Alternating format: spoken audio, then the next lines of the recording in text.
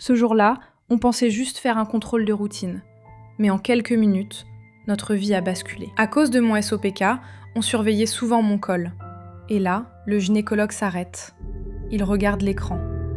Et il nous annonce que mon col est ouvert et que la poche des os s'est engagée dans mon vagin. À 20 semaines d'aménorrhée, ce n'est pas un bébé viable, ni en poids, ni en âge. C'était une urgence vitale. J'ai été hospitalisée immédiatement pour un cerclage à chaud, un geste chirurgical fait pour retenir la vie. Et grâce à un médecin incroyable, l'opération s'est bien passée. Depuis, je suis hospitalisée, alitée, en repos strict. Chaque mouvement compte. Chaque jour est un combat contre la rupture de la poche des os et toutes les complications qui peuvent suivre. Je ne rentrerai pas à la maison tout de suite, mais je me bats pour que mon bébé, lui, puisse y rentrer un jour. C'est vrai? Parce que sinon il est en train de bouger et c'est incroyable. C'est peut-être l'heure aussi qui va bien, je sais pas. Ouais, peut-être. Alors, montre-nous. Actuellement, il est comment? Il fait la taille de maman. Ça c'est en taille réelle. Et en gros, bah voilà.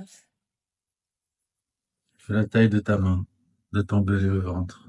Ouais. Et à 24 semaines, Donc, quand tu vas être transféré, il sera un peu plus gros. On va faire la taille ici, à peu près. Mais il faut aller jusqu'à 24 semaines là, l'objectif. voilà. De toute façon, il va mettre un peu à poitriner avant. Voilà. Le Ouais, bébé, mais- c'est bon alors. Ah oui, c'est très joli. Merci beaucoup. Hein. Bébé, j'ai une vraie question. Tu préfères manger ça ou manger à l'hôpital?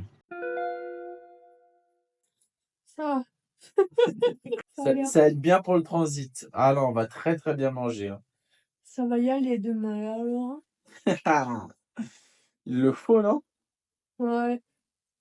Allez, allons manger. Vraiment, hein. Regarde un petit cœur.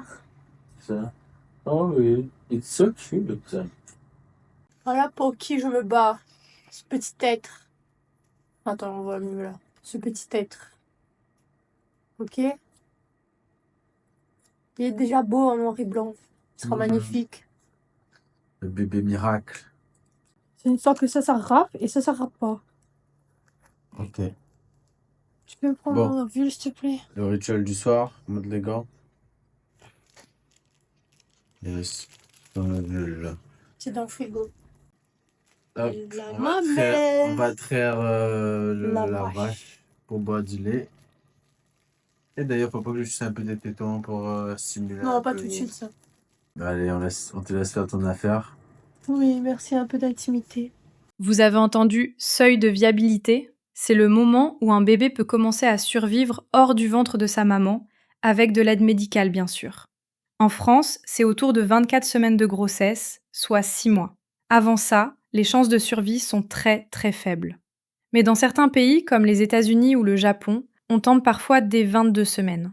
Mais alors, pourquoi cette différence? Parce que chaque pays n'a pas les mêmes protocoles médicaux, ni les mêmes équipements de réanimation néonatale.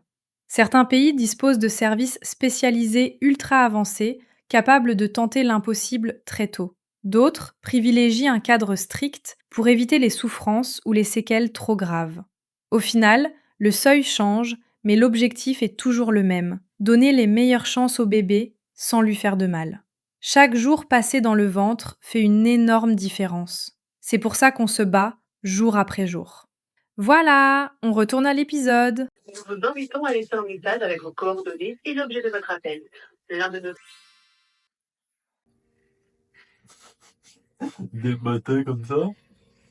Ah bah, Au j'ai réveil. faim, j'ai faim.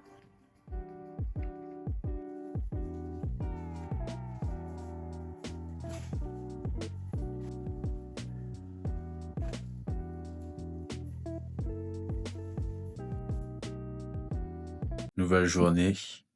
Prêt à attaquer. Déjà attaqué? Yes. Tous les heures ou tous les 2 heures, tu changes d'activité. Ça dépend selon mon intérêt et ma fatigue. En tout cas, tu restes jamais sans rien faire. Tu fais Non. des siestes, tout ça. Mm. Elle occupe son temps, même si elle est cloîtrée entre 4 murs. Qu'est-ce que tu fais? Je m'épile les sourcils. Épilation des sourcils. Oh, je donne! J'ai Donne-moi mon chemin de fer. Chris, non. C'est... Non, là, Chris, arrête, déconne pas. Ah, Mais bah tu sais oui. que c'est mon gars de préféré. C'est mon gars préféré. Arrête, Mais mais arrête-moi, c'est que tu me veux que je mange, moi.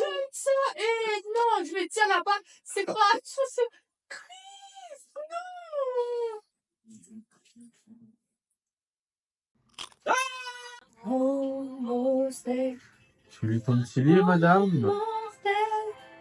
Des Ça fait semaines? bientôt 3 semaines que je suis. 3 semaines. 3 semaines que j'ai la tête plate.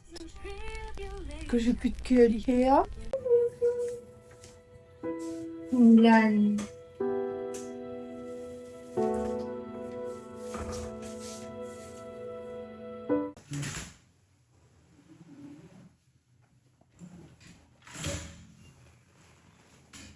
Alors, petit bain de vitamine D.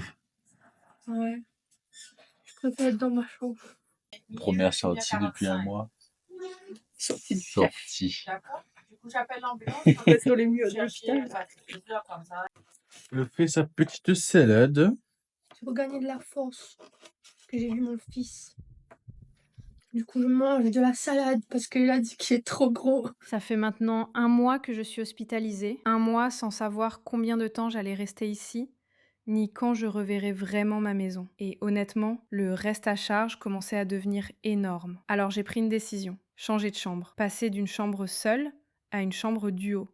J'avais besoin de voir le positif, de tenir le choc, d'alléger les frais. C'était censé être un simple changement logistique. Sauf que cette nuit-là, tout a basculé. Paraît-il que tu as assisté à un début d'accouchement. Elle avait fait un déclenchement. Et on attendait. Le matin, elle avait rien. Et après, tout d'un coup, le soir, elle a eu beaucoup de contractions. Très rapprochées. Et après, la sage-femme est venue la voir. Elle dit, oh, on va vous donner un petit Doliprane et un petit spasfon. Ça va vous aider.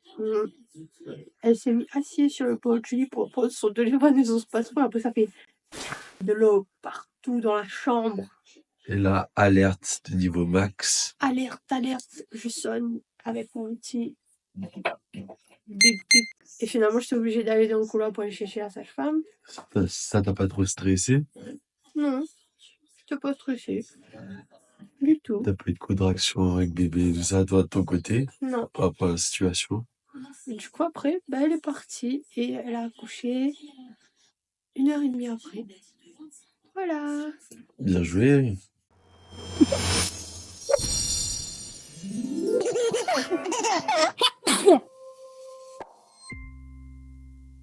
Dans le prochain épisode, à peine le seuil de viabilité franchi, Olga commence à perdre les os. Le pronostic est grave. Il faut la transférer sans attendre dans une maternité de grade 3. Chaque seconde compte. L'accouchement prématuré menace.